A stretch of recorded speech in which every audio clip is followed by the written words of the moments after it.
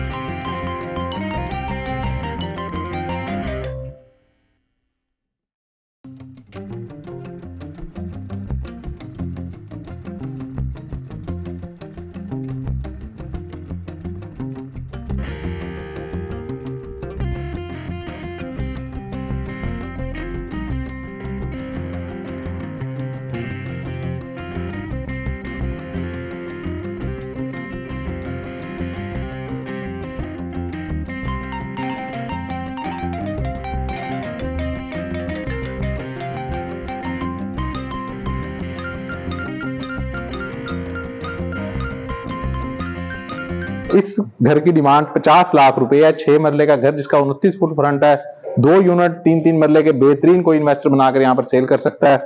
और बिजली का मीटर लगा हुआ है, टफ टाइल लगी हुई है, सरकारी पानी लगा हुआ है, गैस की लाइन भी यहाँ पर मौजूद है। गैस का मीटर नहीं लगा हुआ मगर गैस की लाइन यहाँ पर मौजूद है। ये घर मुल्तान में चौक कुमारा वाले के करीब हसनाबाद गेट नंबर 1 गली नंबर 6 बी में है।